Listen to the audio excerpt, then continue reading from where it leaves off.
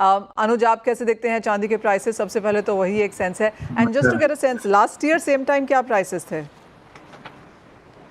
Silver में?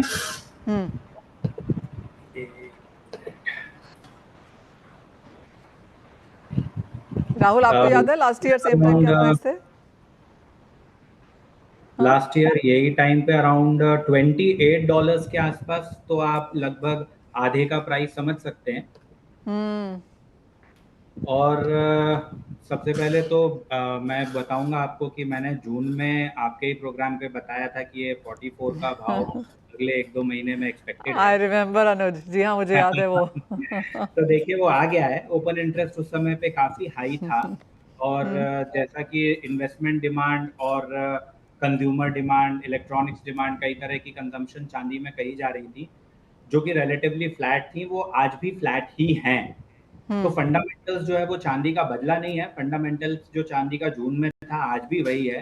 But surprisingly ये जो समय निकलता है सितंबर का, अगस्त का, ये जनरली कमोडिटीज में, स्पेशली बुलियन में, थोड़ा डल सीजन माना जाता है।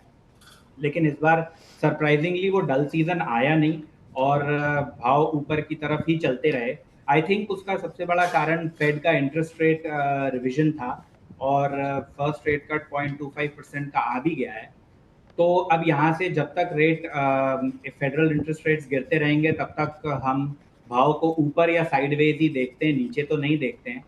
और जैसा कि करेक्शन की बात है, मैं हमेशा ही बोलता हूँ कि गोल्ड और सिल्वर बहुत नटोरियस होते हैं। जब ये अपने गेन्स को गिव अप करने पे आते हैं तो 40-45% तक करेक्शंस आम देखे गए हैं।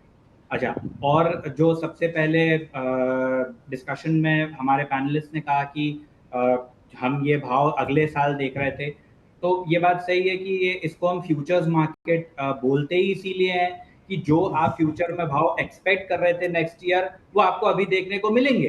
तो भारती जी इस मामले में वो सब समझ रही हैं, और जब उन्होंने कहा कि जो ये भाव मैं नेक्स्ट ईयर देख रही थी, ये भाव इस साल आ गए, तो वो फ्यूचर्स मार्केट है ही ऐसा। अब जैसे जैसे इंटरेस्ट रेट्स गिरेंगे वैसे वैसे गोल्ड और सिल्वर दोनों में हम बढ़ता हुआ बढ़त देखेंगे। और इसके अलावा जो जैसे हमारे राहुल भाई ने कहा कि भाई इस जगह पे फंसना थोड़ा खतरनाक भी हो सकता है, क्योंकि आज अगर माइनिंग में आप कॉस्ट ऑफ प्रोडक्शन देखेंगे सिल्वर का, तो आज भी $22 के अंदर है। Correct. अगर आप गोल्ड का प्रोडक्शन कॉस्ट देखेंगे, ऑल इंक्लूसिव सस्टेनिंग कॉस्ट भी देख लेंगे किसी माइन की, तो $1500 $1500-1600 है। हाँ, तो ये एब्सोल्युटली। ऑलरेडी क्या होता है जब इस तरह के रेट्स आते हैं, तो जो भी इनएक्टिव माइंस हैं, जो अनसस्टेनेबल होती हैं, वो सारी माइंस एकदम से ऑपरेशनल होती हैं। क्योंकि माइनिंग में कैपिटल इन्वेस्टमेंट बहुत बड़ा होता है, बहुत लंबा समय लगता है एक माइन को प्रॉफिट में लाने के लिए या प्रोडक्शन खड़ा करने के लिए, तो उसका असर धीरे से ही दिखता है। अच्छा, एब्सोल्युटली। थोड़ा सा सिल्वर में जो चार्ट पैटर्न है वो बहुत ही बुलिश है। अच्छा, जो इस समय पे अगर हम लॉन्ग टर्म वेव की बात करें तो एलियट वेव या डाउ थ्योरी के हिसाब से ये वेव 3 में ट्रैवल कर रहा है। वेव 3 का जो मोमेंटम होता है वो सबसे स्ट्रॉन्ग होता है। अब ये कहाँ जाके रुकेगा, हो सकता है 48 रुके, हो सकता है 50 रुके, हो सकता है यहाँ से reversal they they. But this was my prediction. यहाँ तक मैं रेट्स के लिए आश्वस्त था आएगा, तो वो आ चुका है।